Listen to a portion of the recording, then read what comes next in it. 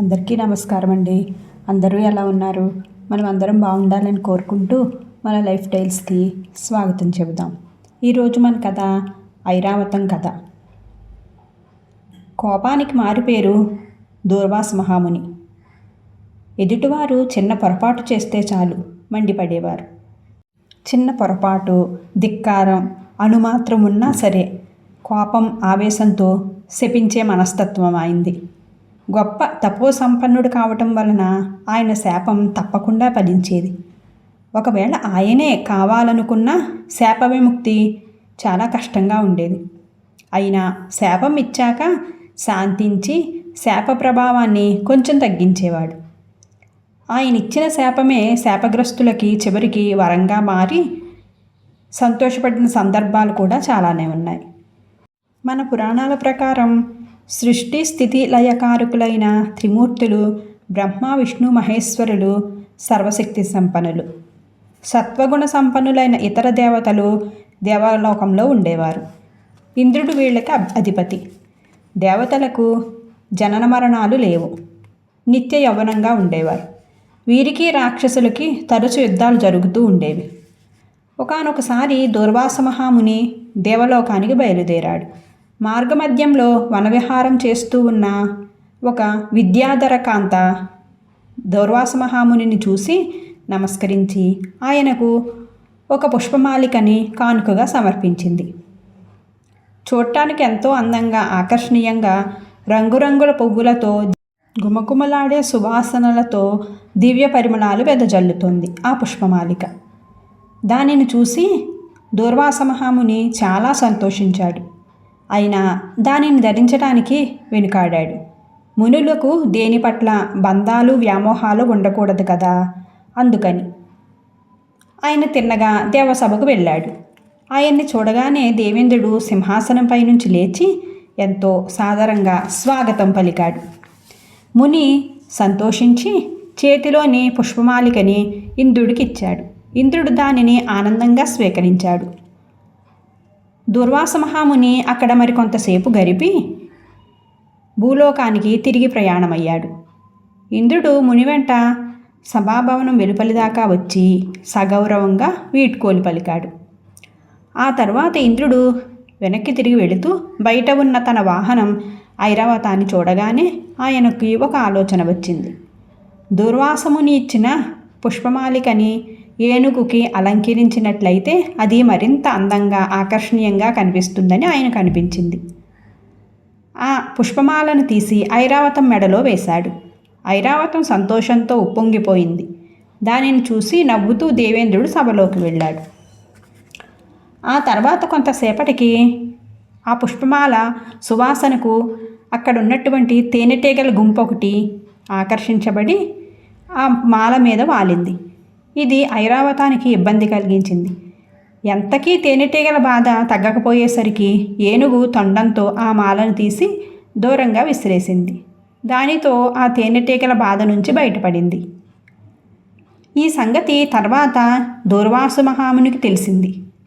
తాను ఇచ్చిన పుష్పమాలను ఉదాసీనం చేసి తనను ఇంద్రుడు కించపరిచాడని కుచించుకుపోయాడు.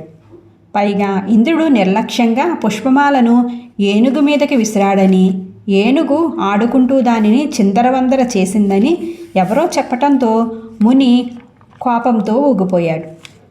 యవ్వన గర్వంతో కన్నుగానక బిర్రవీగుతున్న దేవతలారా, మీ యవ్వనం నశించుగాక, మానవుల్లాగే జరాభరణ పీడితులగుదురుగాక అని శపించాడు.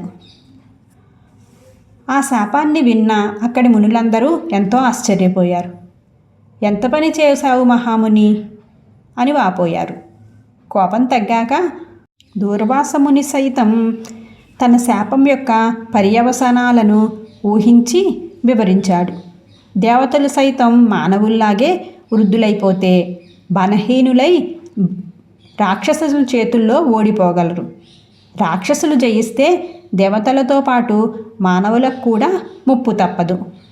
రాక్షసులు అహంకారపూరితులు, దుర్మార్గులు కనుక మానవులకు స్వేచ్ఛ ఉండదు.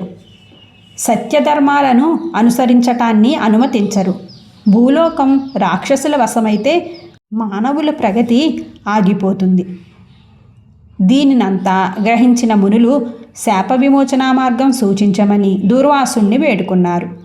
దుర్వాసముని వాస్తవ పరిస్థితులను గ్రహించి క్షీరసాగరాన్ని మదించి అందులో నుంచి వెలువడే అమృతాన్ని సేవించినట్టయితే దేవతలు ముసలితనం పోయి మళ్ళీ యవ్వనం పొందుతారు అని చెప్పాడు. దిక్కు తోచక విచారిస్తూ ఉన్న దేవతలకి ఇది ఆశాజ్యోతిలాగా కనిపించింది. అయినా క్షీరసాగరాన్ని ఎలా మదించటం? అంత మహత్కార్యాన్ని తామొక్కరమే స్వయంగా చేయలేము కదా. అందుకు రాక్షసుల సహకారం కూడా కావాలి. వెళ్ళి అడిగారు. తమకు అమృతం లభిస్తుందన్న ఆశతో రాక్షసులు అందుకు అంగీకరించారు. ఇక ఐరావతం విషయానికి వస్తే పుష్పమాలను తాను దూరంగా విసిరేసినందువల్లే దేవతలకు ఇన్ని కష్టాలు దాపరించాయన్న అపరాధభావంతో కుంగిపోయింది. దేవతల ముందు నిలబడలేక వారికి తన ముఖం చూపించలేక క్షీరసాగరంలోకి వెళ్ళి దాక్కుంది. క్షీరసాగర మదనం సమయంలో అమృతం రావటానికి ముందు ఐరావతం బయటకి వచ్చింది. అయితే ఇప్పుడు దాని ఒళ్ళంతా తెల్లగా మారిపోయింది. కొంతకాలం క్షీరసాగర గర్భంలో ఉండటం వల్ల దానికి శ్వేతవర్ణం వచ్చింది.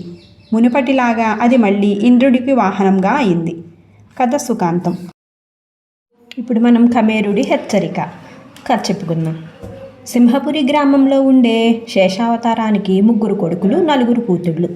అందరికీ పెళ్ళిళ్ళయ్యి ఆ ఊళ్ళోనే ఉంటున్నారు. శేషావతారానికి తన బొమ్మ గీయించుకోవాలని ఎప్పటినుంచో కోరిక. ఆ ఊళ్ళో చిత్రకారులు లేరు. అందుకని తనకెంతో ఇష్టమైన మనవడు శంకరాన్ని చిత్రకళ నేర్చుకోమని చిన్నప్పటి నుంచి పోరు పెడుతున్నాడు. ఆయన ఏ కళకైనా అభిరుచి ఉండాలని, తనకు బొమ్మలు గీయటం అంటే చిరాకని వాడు చిన్నప్పుడే చెప్తూ ఉండాడు. ఇప్పుడు శంకరానికి 18 ఏళ్ళు నిండాయి. కానీ వాడికి చిత్రకళ అంటే ఇంకా ఆసక్తి లేనేలేదు. ఈలోగా తాతయ్యకి జబ్బు చేస్తే కంగారు పడ్డాడు. జబ్బు నుంచి కోలుకున్నాక శేషావతారం మనవడితో, నేనింకా ఎంతో కాలం బ్రతకను, బహుశా పోయేలోగా నా బొమ్మ చూసుకునే అదృష్టం నాకు లేదనుకుంటాను అని ఎంతగానో బాధపడ్డాడు. శంకరం ఆయన్ని వాదారుస్తూ, నీ కోసం నేను పట్నం వెళ్తాను, ఎలాగైనా అక్కడ మంచి చిత్రకారుని వెతికి తీసుకొస్తాను అన్నాడు. శేషావతారం ఎంతో సంబరపడిపోయాడు. ఆయన మనవడితో, నీ ఆలోచన బాగుంది కానీ వింటే అంతా నవ్వుతారు. ఈ వయసులో ముసలాడికి ఇదేం సరదా అని ఎగతాళి చేస్తారు. మన కుటుంబం అంతా కలిసి 30 మంది పైగానే ఉంటాం. నేనుండగానే మన కుటుంబంలో అందరం కలుస్తున్న బొమ్మ గీయించాలని చెప్పు. అందులో ఎలాగూ నా బొమ్మ ఉంటుంది కదా అన్నాడు. శంకరం పట్నం వెళ్ళాడు. వాడు తమ కుటుంబం బొమ్మకి 100 వరహాల దాకా ఇద్దామనుకున్నాడు. అయితే ఒకే బొమ్మలో 30 మంది పైగా మనుషుల్ని అన్ని ముఖాలు విడివిడిగా గుర్తుపట్టేలాగా చిత్రించాలంటే 10,000 వరహాలు కావాలన్నారు చిత్రకారులు. ఇది విని శంకరం నిరుత్సాహపడిపోయాడు. తాతయ్య తనను చిత్రకళ ఎందుకు నేర్చుకోమన్నాడో ఇప్పటికి అర్థమైంది వాడికి. ఆయన కోరిక తీర్చడానికి తన ఆర్థిక స్తోమత చాలదని గ్రహించి సింహపురికి తిరుగు ప్రయాణమైన శంకరాన్ని కమరుడు అనేవాడు కలుసుకున్నాడు. కమరుడి వద్ద ఒక యంత్రం ఉంది. ఆ యంత్రంలో ధవళ వస్త్రాల నుంచి మంత్రోచ్చారణ చేసి ఏ దృశ్యాన్ని చూస్తే అది ఆ వస్త్రం మీద బొమ్మగా పడుతుంది. ఆ బొమ్మ చిత్రకారులు గీసిన బొమ్మ కంటే ఎంతో స్పష్టంగానూ సహజంగానూ ఉంటుంది. నాకు నీ కోరిక గురించి తెలిసింది. నీ కుటుంబం బొమ్మను చెయ్యటానికి నా యంత్రం ఉపయోగిద్దాం. అందుకు ప్రతిఫలంగా నువ్వు నాకు 50 వరహాలు ఇస్తే చాలు అన్నాడు కమేరుడు శంకరంతో. శంకరం సంతోషించాడు. కానీ అసలు నీకు ఇలాంటి యంత్రం ఎలా వచ్చింది అంటూ కమేరుడిని అడిగాడు. కమేరుడు తడుముకోకుండా, నా మేనమామకు మంత్రతంత్రాలు తెలుసు. ఏడాది క్రితం ఈ యంత్రాన్ని నా కోసం తయారు చేసి ఇచ్చాడు. మా బంధువులందరినీ ఒక చోట చేర్చి బొమ్మ చేశాను, చూడు అంటూ తన అంగీలోంచి ఒక చిన్న వస్త్రం బయటకు తీశాడు. దాని మీద చాలామంది మనుషులున్న బొమ్మ ఒకటి ఉంది. అందులో ఒకడు మాత్రమే చూడటానికి నవ్వు పుట్టించేలా ఉన్నాడు, అదోలా ఉన్నాడు. ఈయనెవరు ఇంత వికారంగా ఉన్నాడు అన్నాడు శంకరం కుతూహలంగా. కమేరుడు నవ్వుతూ, ఈయన పేరు సురూపి. కానీ ఈ యంత్రం చేసిన బొమ్మలో ఒక్కరైనా ఇలా వికారంగా కనపడక తప్పదు అన్నాడు. శంకరం ఒక క్షణం ఆగి, నా తాతయ్యకు మా కుటుంబం బొమ్మ గీయించాలని ఉంది. ఆయన కోరిక తీర్చడానికి నేను ఏ త్యాగానికైనా సిద్ధంగా ఉన్నాను. అయితే నా బొమ్మ కాక మా తాతయ్య బొమ్మే పాడవుతుందేమోనని అనుమానంగా ఉంది అన్నాడు. ముందుగా నువ్వు ఒప్పుకుంటే నీ బొమ్మ మాత్రమే పాడవుతుంది అన్నాడు కమేరుడు. ఇద్దరు సింహపురి చేరుకున్నాక శంకరం తన వారందరికీ కమేరుడి యంత్రమహిమ గురించి చెప్పాడు. యంత్రంతో బొమ్మ చేయించుకోవాలని శేషావతారం కుటుంబ సభ్యులందరూ ఆయన పెద్ద కొడుకు తోటలోకి చేరారు. అందరూ మంచి మంచి దుస్తులు ధరించారు. ఆడవాళ్ళైతే అందమైన దుస్తులతో పాటు నాణ్యమైన రకరకాల నగలు కూడా ధరించారు.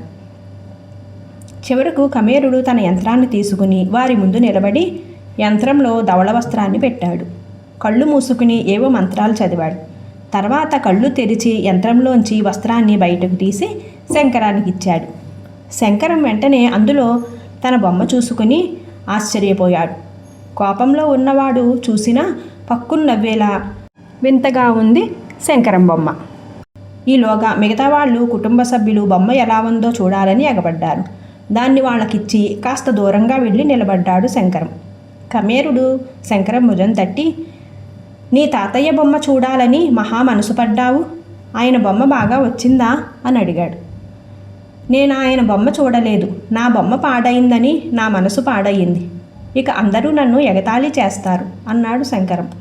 దానికి కమేరుడు పెద్దగా నవ్వి, నీ తాతయ్య బొమ్మ కోసం పెద్ద త్యాగం చేసిన నువ్వే ఆయన బొమ్మ చూడకుండా నీ బొమ్మ చూసుకుని ఊరుకున్నావు, అటు చూడు అన్నాడు. శంకరం తన కుటుంబ సభ్యులకేసి చూశాడు.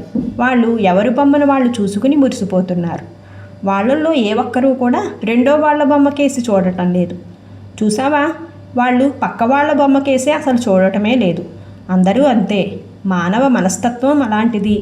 కాబట్టి వాళ్ళు పాడైన నీ బొమ్మను చూసి నవ్వుతారని విచారం నీకు అక్కర్లేదు అన్నాడు కమేరుడు. ఆ మాటలతో శంకరం దిగులంతా మాయమైంది.